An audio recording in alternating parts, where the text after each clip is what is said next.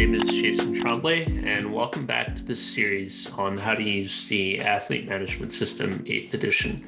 This is an important video where we'll talk about athlete monitoring from the coach's perspective and also how clients are going to interact with this sheet system. I'll share my screen and we'll get going.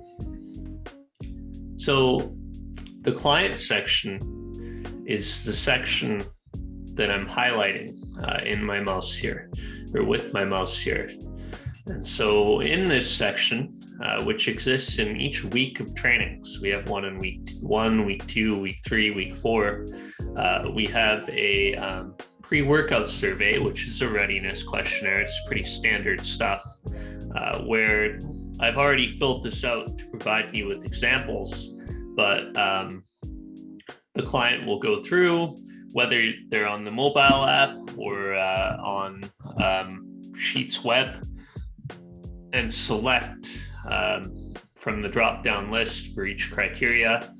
I've designed this sheet so that only clients only have to fill this out on training days, just to minimize the amount of data entry that they're doing every day of the week. And so it's pretty quick to click through this, and once you get used to the questions and what the criteria is, it's takes less than a minute to fill it out. So you do this pre-workout survey before training, and then during training, go in and let's look at what the training is. So we have 3 sets of 6. We have 3 rows for 3 sets. So I'm going to write in six reps because I'm going to do 6 reps per set, and then 125 kilos is my load. And then for RPE, let's say 5, 4, 4. And you see this is producing an estimated 1 rep maximum as well. So we won't worry about the velocity-based training features in this video. I'll cover that in a specific velocity-based training video later on in the future. And the client's going to do that for each set of their main lift training. So we'll go through 97.5, maybe I rounded up to 100 for the rest of the day because things were feeling good. So gives us some estimated 1 rep max values for bench press. And then for deadlift, we have 1 on everything, of course. And we're going to do that at 147.5. And, maybe because deadlift is singles only and these RPs are going to be undetectable, I would just tell the client, don't even worry about logging your deadlift training yet, because it's too far away from the 1 rep maximum for us to glean any information from. But if they have velocity-based training unit, maybe it's now worth inputting this and just skipping the RPE entry step. So kind of up to the discretion of coach and athlete how to use that. But that's the training journal. It's a continuous list because this was a hard formula to build, but your day 3 squat would be right beneath your day 2 deadlift, and then you have squat bench dead at the end of the week, right? So that's the training journal for now. When the workout's complete, go through, rate it. 5 equals light to moderate exertion, 10 equals maximal exertion, assign a session RPE. 5 is the lowest you can go, and then 10 is the highest you can go. So you see I've filled out data here, which is what the coach will look at. So when we're analyzing training, we read through what the program was, what the athlete did, how the athlete is feeling and is responding to the training. So for example, if an athlete felt just okay recovery despite having good sleep, maybe it's because the first 2 days of training were fatiguing to the athlete and they need a little bit more time to regenerate. It's a subjective survey, but it can give you some insight on how they're doing. So for example, the medium lower body soreness and medium stress It's a yellow flag. It's not a red flag. It's not a, whoa, let's go home, let's not train today. Maybe if the athlete was basically crippled from day one training, which would signify that we went too hard in an intro week and that we need to dial back, that would be a red flag where you need to modify training for the rest of the week and moving forward. But yellow flag is just, proceed with a little bit of caution. It's not this an emergency. It's just it's a caution. So this athlete log looks pretty good. I don't have any issues with that.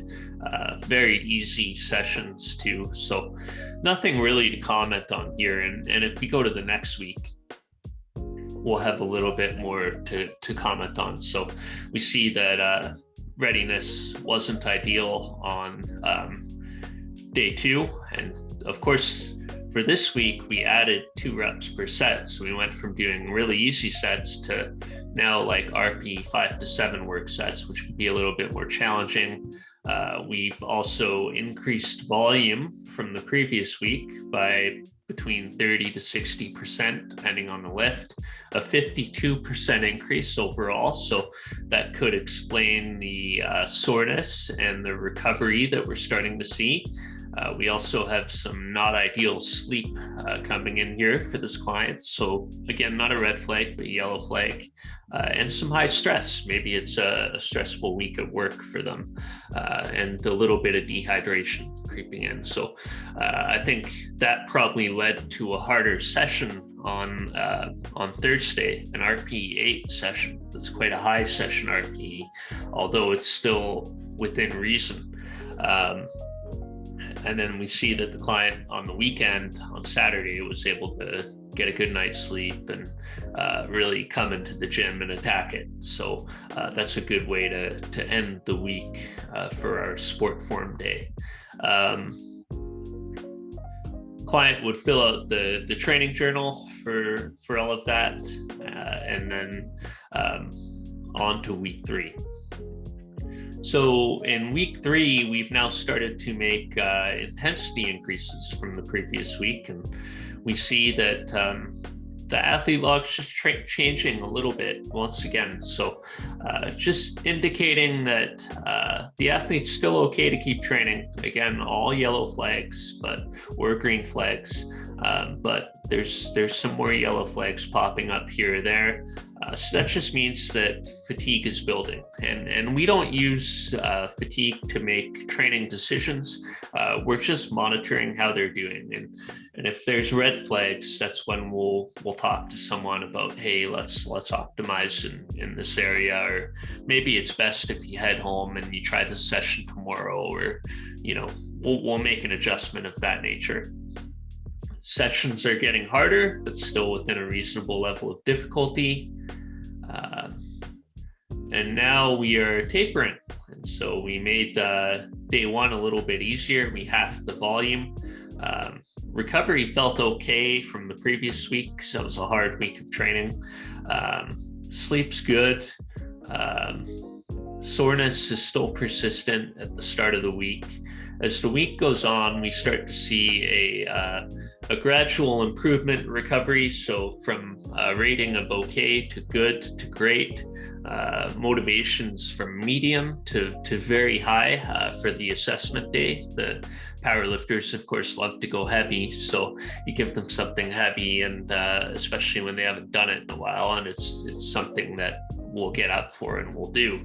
And also soreness has gone from medium to very low. So I would say, looking at an athlete log like this, that this was a very successful taper. This is exactly what we would want to see.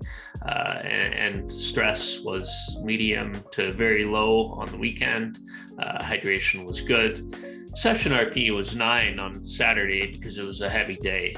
That's not really a concern because we were assessing. But you will want to keep that in mind for the following week, that you just had a really hard session to end the previous week. And so you may want to transition into the next phase of programming with a transition week or a build week before getting to the hardest weeks of training of the cycle. And yeah, this is how clients will fill out the pre-workout survey and the post-workout survey and the training journal, as I showed here.